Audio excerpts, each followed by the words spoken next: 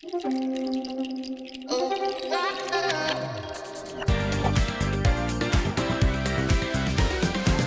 tout le monde, vous regardez Standard Le Talk, votre émission 100% Standard de Liège. Comme d'habitude, on vous propose des interviews exclusives des joueurs du Standard de Liège. Et cette fois-ci, c'est Souleymane Doumbia, l'une des recrues phares du mercato hivernal ici à Liège. Il nous parle de son parcours professionnel, de son attachement pour la ville de Liège et d'une activité qu'il pratique depuis de nombreuses années. À côté du football, il est dans la musique. Vous allez comprendre ça tout de suite. Et oui, Souleymane Doumbia est notre rouge du soir.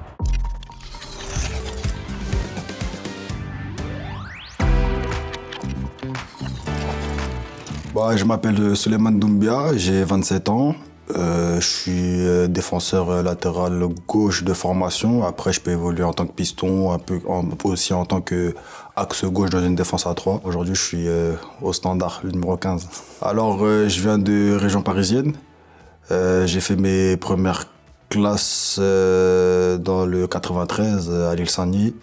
Ensuite, mes parents ils ont décidé de déménager dans le 77 et c'est de là que je suis rentré au PSG étant plus jeune. Ça représente je dirais plus que des collègues, ça représente quand même une famille parce qu'on est ensemble pratiquement on est ensemble tous les jours, peut-être une fois dans la semaine on se voit pas, mais sinon on est ensemble tous les jours, donc je décrirais le vestiaire comme une famille. Il faut qu'on se dise les choses en bien et en mal pour qu'on puisse progresser tous ensemble et qu'on puisse continuer à travailler dans les meilleures conditions. Moi, de base, je suis plutôt une personne qui écoute et qui travaille. Maintenant, aujourd'hui, j'ai un statut différent au Standard parce que je fais partie des plus anciens. Donc, il faut que je m'exprime, notamment vis-à-vis des plus jeunes.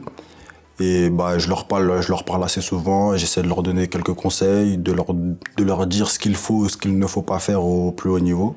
Et ils sont très, très à l'écoute. Ouais, si, il y a un vrai respect, il y a du respect. Après, j'essaie aussi de m'adapter à eux, comme eux aussi essaient de s'adapter à moi. Donc ça fait que tout passe bien et il n'y a pas de problème à ce niveau-là. Une anecdote, là, de tête, je pourrais pas t'en sortir. Après, des super vestiaires, j'en ai connu. Même ici, au Standard, c'est un super vestiaire. Quand j'étais à Angers aussi, super vestiaire. À Rennes aussi, super vestiaire. Même à Grasshopper, super vestiaire. Donc, franchement, quand il y a de la communication, quand il y a du respect, tout se passe bien en général. Mes premiers pas dans le football, alors, j'avais, si je dis pas de bêtises, 8 ans.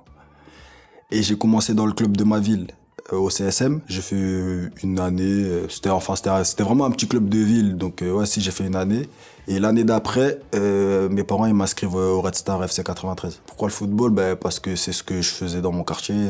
Quand j'étais petit, je descendais en bas de chez moi, je jouais au foot avec mes potes. À l'école primaire, je jouais au foot avec mes potes.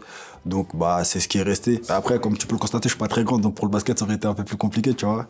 Mais après, je pense que j'ai été éduqué comme ça, dans le sens où quand je descends en bas de chez moi, c'est facile de faire 2 cages de foot, transformer quelque chose en ballon et de jouer au foot, tu vois. C'est plus compliqué avec les autres sports, donc c'est ce que j'ai fait en premier et c'est ce qui est resté. Moi à l'époque, j'avais pas la chance d'avoir les chaînes pour regarder les matchs de foot.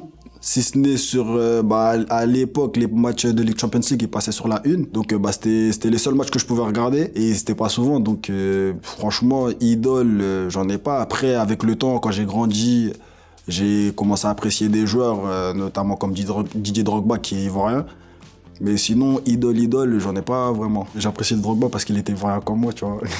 Et j'étais rapide. J'ai toujours été quelqu'un de rapide. Et après, au niveau du comportement, j'étais un rageux. Dans le sens où je détestais perdre. À chaque fois qu'on terminait les matchs, je finissais en pleurant que je gagne ou que je perde parce que j'étais comme ça. Et surtout que j'avais l'habitude de jouer contre les plus grands. Donc ça se terminait toujours comme ça, en larmes. Moi, j'étais plus un dribbleur. Ouais, moi, quand j'étais jeune, j'étais plus un dribbleur. Mon skills préféré, après, j'en ai plein. Et je m'exerce et j'en fais plein. L'année dernière, j'ai tenté une virgule, passement de jambes, roulette, j'en fais un peu. C'est à l'inspiration. Le geste que j'aimerais pas subir, que j'ai déjà subi, une virgule. Ouais, si, j'en ai déjà pris une très belle en plus. Et franchement, c'est le geste que vraiment...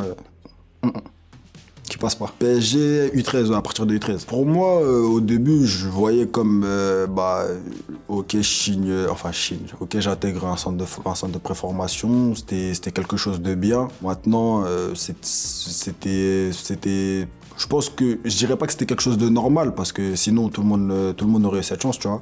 Mais c'était pas, ça a pas changé. Ça a pas changé mon quotidien, ma manière d'être. Ouais, si, je l'ai changé, je l'ai senti ce changement. Je l'ai senti parce que déjà, on était en centre de préformation, ça veut dire que on n'était plus chez nos parents. On dormait déjà dans une structure. On était encore au collège, donc déjà gros changement. Même au niveau footballistique, c'est des attentes différentes. Il y a de la concurrence. Des choses que je connaissais pas avant.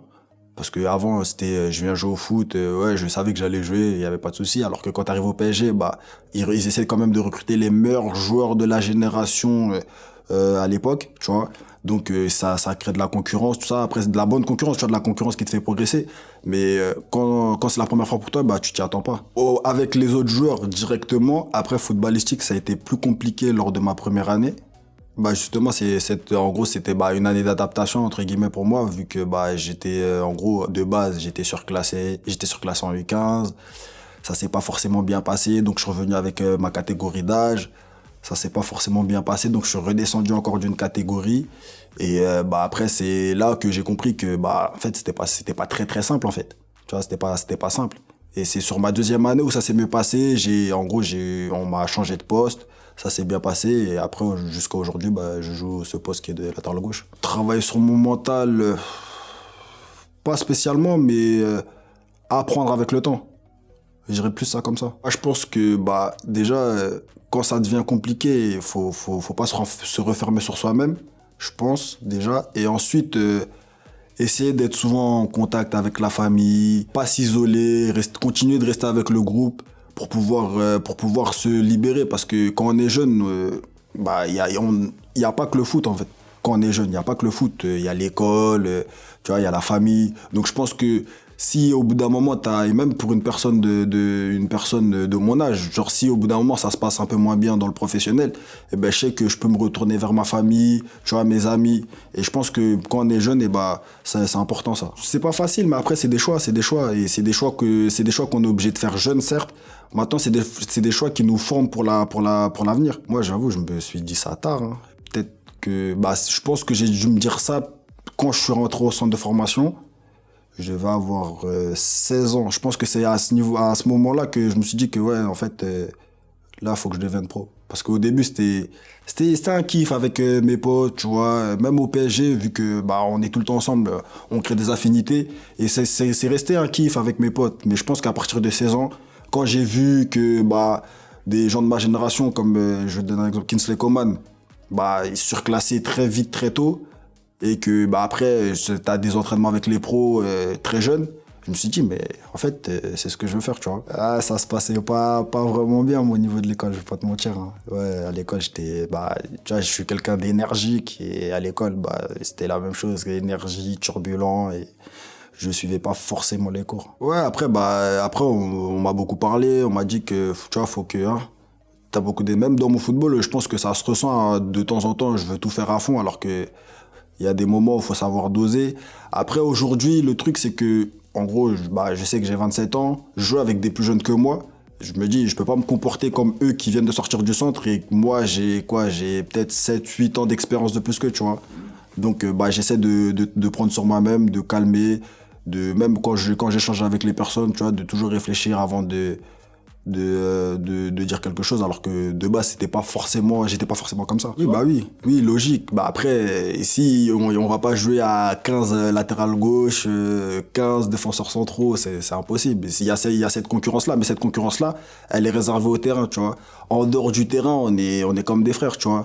Il y a des affinités qui se créent, comme je te l'ai dit. On va s'entendre, on va se poser peut-être, quand on était au centre dans une chambre, on allait jouer aux cartes, tu vois. Il y avait vraiment pas d'animosité concernant le football, tu vois. En dehors du terrain. Après, sur le terrain, c'est chacun pour sa poire et que le meilleur gagne, en vrai. Franchement, pas du tout. Franchement, je suis content pour eux. Et après, nous, dans notre mentalité, c'était, lui, il est capable de faire ça.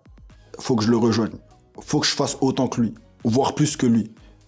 On était plus dans cette mentalité. Genre, je pense que c'était une concurrence qui nous a tous fait progresser au final. Que ça soit dans le football ou même dans l'en dehors. Parce que même à l'école, je pense que il y avait ce truc, vu que on était dans des classes où on était que 8, 7.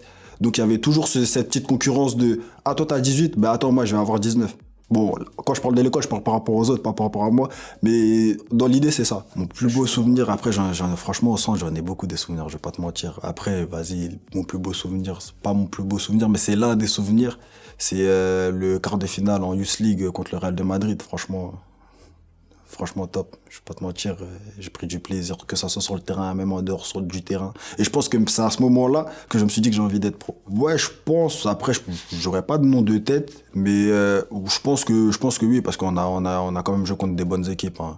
Que ça soit en Youth League, une fois que les Qataris sont arrivés au PSG, on a eu la chance de faire un tournoi au Qatar qui s'appelle la Alcas.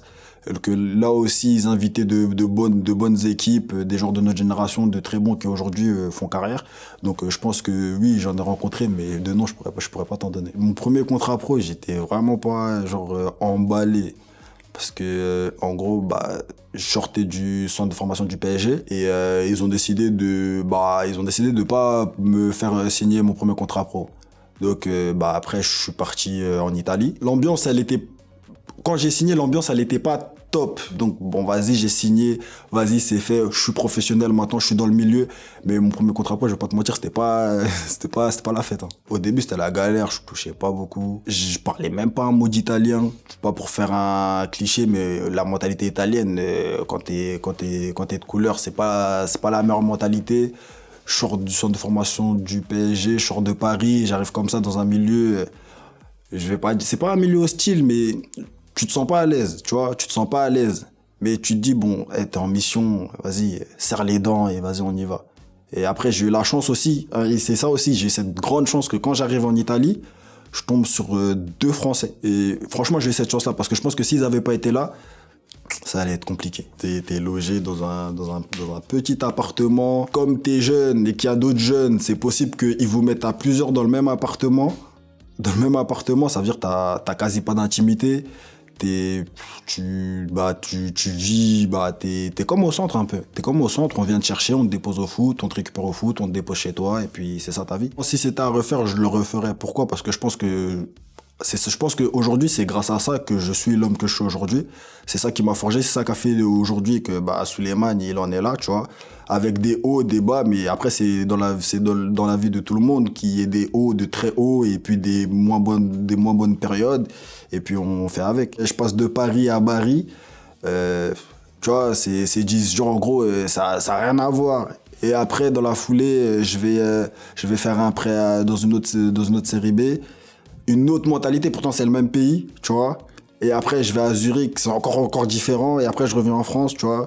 Donc, ouais, tu vois, tu découvres, tu t'adaptes et puis tu prends le meilleur. C'est un step plus haut. En plus que moi, mes premiers pas dans le milieu pro, pas en étant professionnel, mais mes premiers pas dans le milieu pro, c'était au PSG. Et c'était un PSG avec des Zlatan, des Van der Wiel, des Pastore. Et je peux te dire que la marche, elle est haute, hein. Elle est haute, techniquement, le professionnalisme, la mentalité, c'est vraiment, genre, en gros, tu te dis, mais en fait, t'as rien vu encore. Tu découvres ça, et puis à cette époque-là, c'était quand même la crème de la crème, tu vois, dans le milieu du football, surtout en France. Tu vois, ça fait que franchement la marche elle était haute, il a fallu se réadapter à un football qu'on connaissait pas du tout. Moi personnellement, ça m'a procuré plus de l'excitation que du stress. Pourquoi? Parce que je me dis mais regarde la chance que j'ai, tu vois. Genre en gros des joueurs qui auraient aimé être à ma place, gros, il y en a des milliers, tu vois ce que je veux dire? Parce que déjà j'étais au PSG, j'arrive dans ce milieu pro là, alors qu'il y en a, genre c'est pas pour dénigrer, tu vois ce que je veux dire, mais eux quand ils arrivent dans le milieu pro, c'est pas avec ce type de genre, tu vois. Non, moi je m'apitoie jamais sur mon sort. Je m'apitoie jamais sur mon sort. Je prends toujours le positif. S'il peut y avoir que du négatif et un point positif, mais je vais prendre le point positif, parce que c'est ça qui va me faire progresser. Je pense que j'ai été éduqué comme ça, tu vois. Genre en soi quand j'étais jeune, j'ai manqué de rien, tu vois, même si j'avais pas tout, mais j'ai manqué de rien, tu vois. Et on m'a toujours appris à prendre le bon côté de la chose, tu vois. Pas toujours se plaindre, parce que tu vas te plaindre, mais ça va pas te tirer vers le haut. Et moi, dans ma famille, on essaie, genre, que ça soit ma mère, mon père, mes frères, mes sœurs, tout le monde essaie de se tirer vers le haut dans le bien ou dans le mal. Donc je pense que c'est de famille, ouais. Je fais U16, U17, je crois, en équipe de France, jeune, tu vois. Et après, parce que j'avais des problèmes de comportement, bah, ils décident de pas me rappeler, tu vois. Donc, bah, vas-y, tranquille. Et après, la Côte d'Ivoire sont venus derrière, m'ont rappelé, je dis, il n'y a pas de problème, tu vois. Et c'est comme ça que ça s'est fait. Après, je fais quoi, U18, U19, U21, U23, jusqu'en pro avec les jeunes avec la Côte d'Ivoire, tu vois.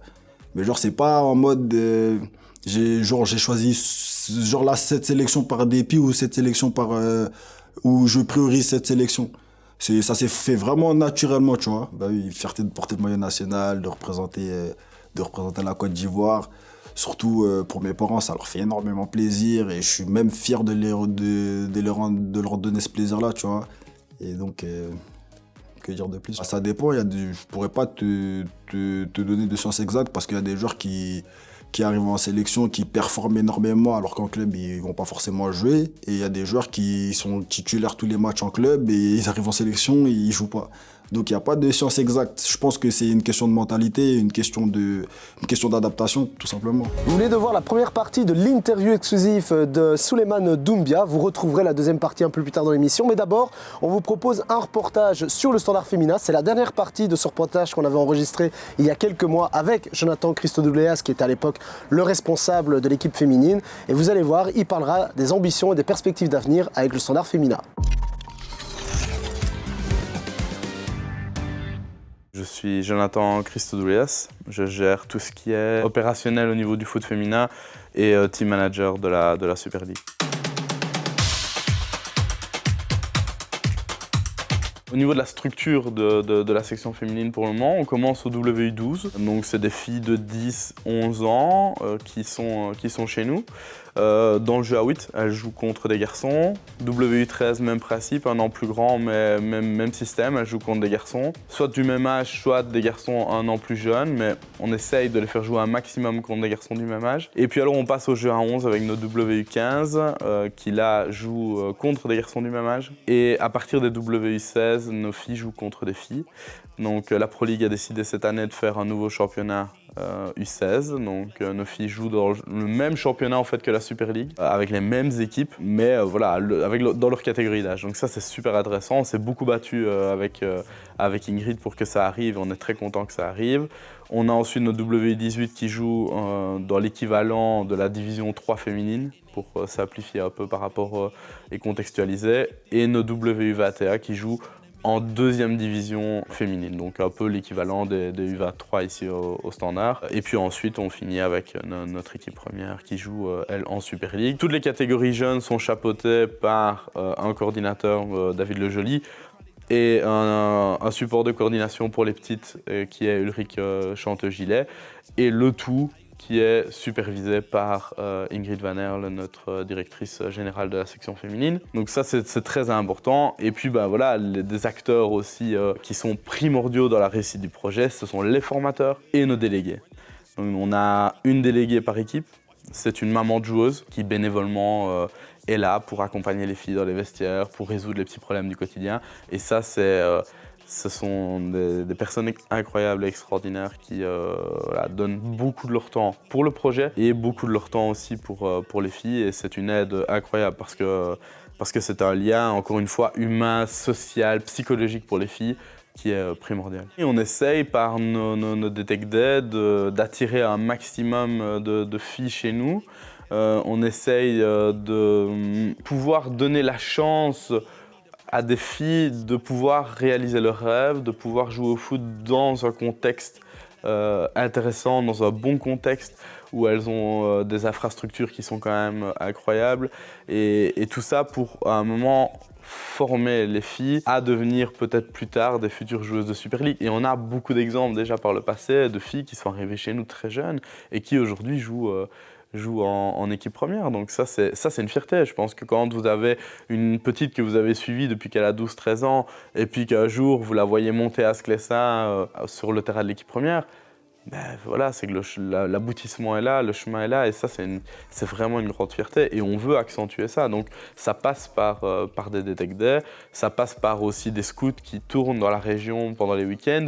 C'est toute une structure qui se met en place depuis ces dernières années aussi. C'est vraiment cette volonté, à un moment, de pouvoir voir un maximum de filles, connaître un maximum de filles et leur donner leur chance. Alors, toutes n'arriveront pas en Super League. Certaines vont pouvoir redescendre d'un niveau à un moment donné, mais le fait de redescendre d'un niveau avec la formation qu'elles ont eue font que même les divisions inférieures aujourd'hui du foot féminin progressent.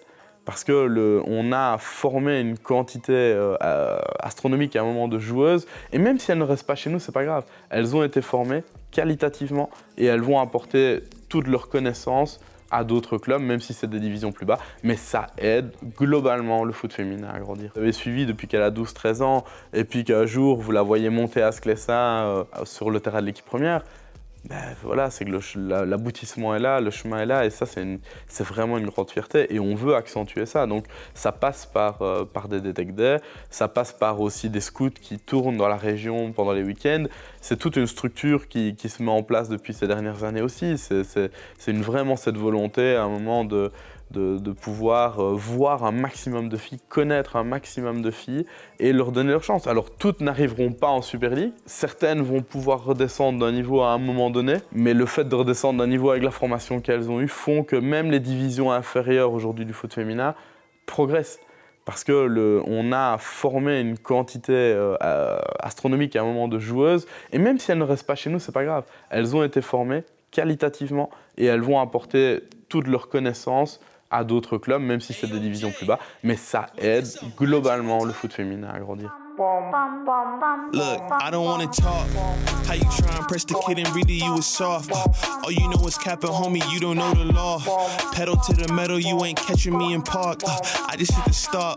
Les ambitions pour cette année, comme elles ont été données par Ingrid, c'est clairement faire mieux que l'année passée. C'est pas un petit challenge parce qu'on a fait, je pense, une excellente saison l'année passée. Il faut pas oublier qu'on a des équipes qui sont plus fortes, mieux armées individuellement, mais on a la chance d'avoir un staff très compétent et des joueuses, un groupe qui est même plus qu'un groupe, qui est une famille qui est top, qui tourne en ce moment. Et l'objectif, c'est de faire mieux. Alors faire mieux, on a été 3e et on a gagné la coupe.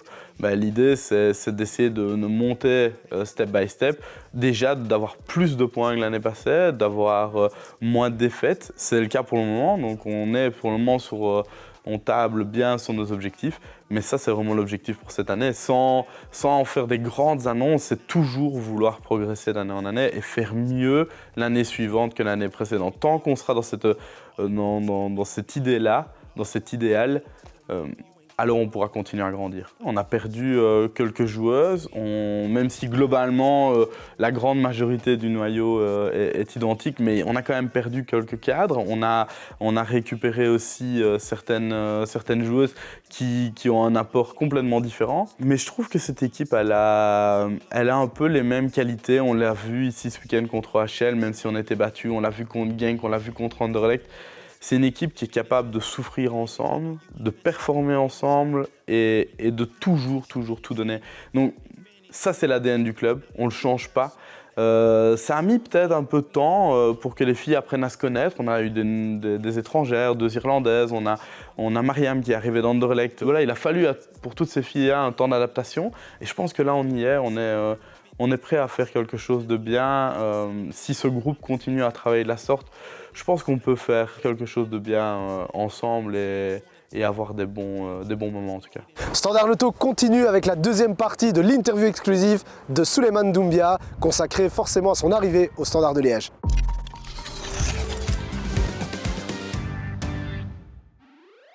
Moi déjà j'ai un groupe d'amis très fermé, tu vois. Genre quand je dis très fermé, on aime vraiment, on est vraiment toujours tous ensemble, on se connaît depuis petit et ça bouge pas comme ça, tu vois. Et il y a l'un de mes amis qui a son petit cousin, Kershak en l'occurrence, qui aimait faire du rap, qui faisait du rap, tout ça. Et genre souvent vu que lui, cet ami, il avait pas forcément, il pouvait pas forcément tout le temps le soutenir pour aller au studio, pour faire des clips, pour faire ceci, pour faire cela.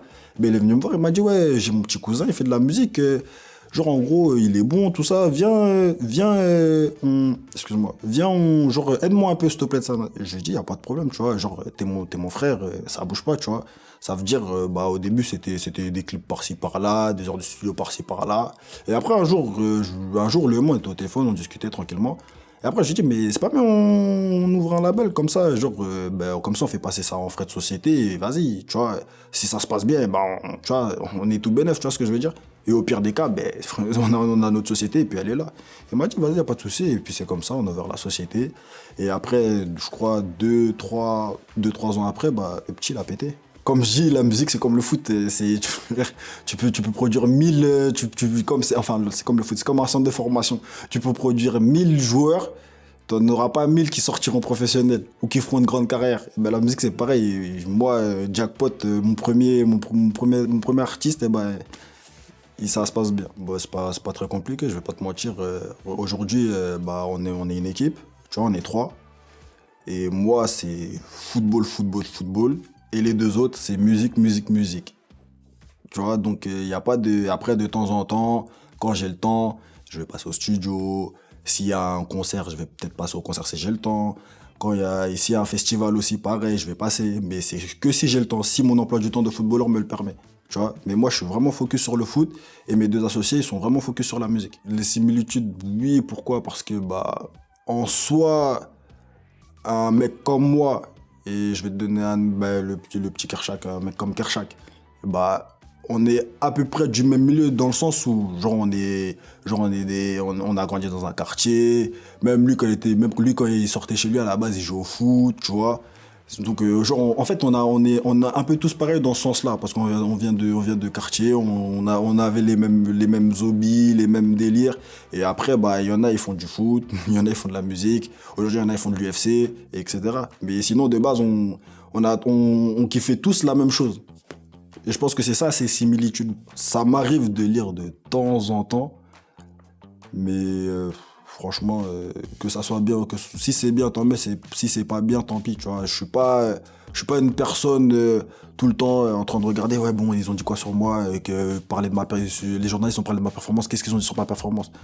Je pense qu'aujourd'hui, j'ai 27 ans, tu vois, je suis en âge de savoir si je performe bien ou je performe mal. J'ai pas besoin d'attendre qu'on vienne me dire, ouais, Souleymane, t'as bien fait là, ou Souleymane, t'as mal fait là, tu vois ce que je veux dire. J'ai pas besoin de ça. Je suis une grande personne. Et je pense que je sais m'évaluer tout seul, tu vois. Je sais quand je fais bien, je sais quand je fais mal. Moi, franchement, ça me touche vraiment, vraiment pas. Genre, je me dis, on est dans un sport ultra médiatisé, tu vois. Qu'on le veuille ou pas, il y a des gens qui seront satisfaits, il y a des gens qui ne seront pas satisfaits. Le seul truc que je regrette, c'est quoi ? C'est que les réseaux sociaux, ça a donné la parole un peu à tout le monde et n'importe qui. C'est le seul truc que je regrette. Mais je me dis, ils vont parler, et puis quoi, ça va changer quoi ? Tu vois ce que je veux dire ? Ça va changer quoi ta vie, tu vois ? Ils pourront que parler en vrai. Donc, continuez de parler. Si vous avez que ça à faire parler, et puis voilà. Moi, je connaissais le standard. Je connaissais le standard parce que je sais que c'était un club plutôt renommé, les compétitions européennes, tout ça, mais vraiment pas plus, tu vois. C'est quand je suis arrivé que je me suis rendu compte que, en fait, le standard, on rigole pas ici. Il y en a des comme ça, mais pas dans tous les stades, tu vois. Genre, franchement, une ambiance comme ça, tous les matchs en plus, en Ligue 1, je te compte 3-4 clubs qui est capable de faire ça. Mais vraiment 3-4 clubs qui est capable de faire ça en Ligue 1. Parce que franchement, l'ambiance du standard, franchement, c'est costaud. Hein. Franchement, c'est costaud. Ce qui m'a impressionné, franchement, l'ambiance. Mon premier match titulaire, Antwerp, je rentre sur la pelouse. En gros, je vais à l'échauffement, tu connais, le stade n'est pas forcément plein. Je rentre sur la pelouse, je vois le stade, je me dis, mais waouh, purée, mais c'est trop cool en fait. Pour de vrai, genre dans ma tête, c'est ça, c'est purée, c'est trop cool en fait. Non, franchement, non, c'est kiffant, c'est excitant. Et après, c'est comme tout le monde, quand t'es concentré sur quelque chose, par exemple, là, t'es concentré sur ton ordinateur, si ton collègue il te parle et que t'es concentré sur ton ordinateur, et tu vas pas faire attention à ce qu'il dit, tu vois ce que je veux dire. Donc voilà, quoi. Genre, moi, quand t'es concentré dans ton match, il peut y avoir du bruit autour, t'entends rien du tout. j'étais vraiment focus sur le terrain. Une présentation, alors, un joueur qui a la dalle, explosif, dynamique, qui lâche rien. Puis les faiblesses, je pense qu'elles sont au niveau, de la concentration, parce que je sais qu'à certains moments, je peux baisser en concentration. Peut-être qu'aujourd'hui, je pense que je suis pas à 100% physiquement, tu vois. Ou peut-être, je dirais pas 100% physiquement, mais peut-être que j'ai du retard par rapport aux autres, dû au fait que j'ai pas joué pendant 6 mois. Et voilà. Je pense que, après, moi, c'est mon avis, et c'est mon avis à moi, tu vois. Je pense que, moi, de ce que j'ai vu et de ce qu'il propose, tu vois, il arrive, il a un groupe très jeune, tu vois, un groupe très, très, très jeune, tu vois, il arrive en janvier, c'est ça? Tu vois, il doit trouver des solutions rapidement, tu vois, pour éviter que ça parte dans tous les sens. Et que aujourd'hui, je pense qu'il a quand même assez bien rempli son rôle. Non, il est important de refaire le match quand même, tu vois, il est important. Et moi, je fais partie de ceux qui va refaire le match, revisionner le match, peu importe la performance, qu'elle soit bonne ou mauvaise, excuse-moi, revisionner le match pour justement le match suivant, s'il y a des choses à améliorer, les améliorer. Et s'il y a des choses à continuer à faire, continuer à les faire. Déjà, engranger le plus de minutes, tu vois, continuer à jouer. Genre, garder la forme physique, éviter les blessures, tu vois, parce que j'ai enchaîné plutôt vite, tu vois. Donc, éviter les blessures, les pépins physiques, tu vois, ce qui pourrait m'empêcher de jouer les matchs le week-end. Et pour l'instant, on s'en tient là. Après, on laisse le football faire et on voit ce que ça donne demain. Pour me réveiller, je t'écouterai un bon petit zouk comme ça, tu vois, un bon petit zouk détendu, tu vois, une bonne petite mélodie, tu vois, qui te fait danser, mais tu vois, pas trop, tu vois, histoire de, tu vois, que le corps se réveille tranquillement. J'écoute pas de musique quand je mange. Ça peut être de tout, hein. Franchement, pour courir, ça dépend le rythme. Si c'est un fartlek, je te mets un bon rap, tu vois, histoire d'avoir la dalle. Si c'est un petit jogging, tu vois, un bon petit R&B, tranquille, tu vois, détente. Un artiste pour un date, vas-y, je vais te mettre Dadju, Taïk, franchement, ouais.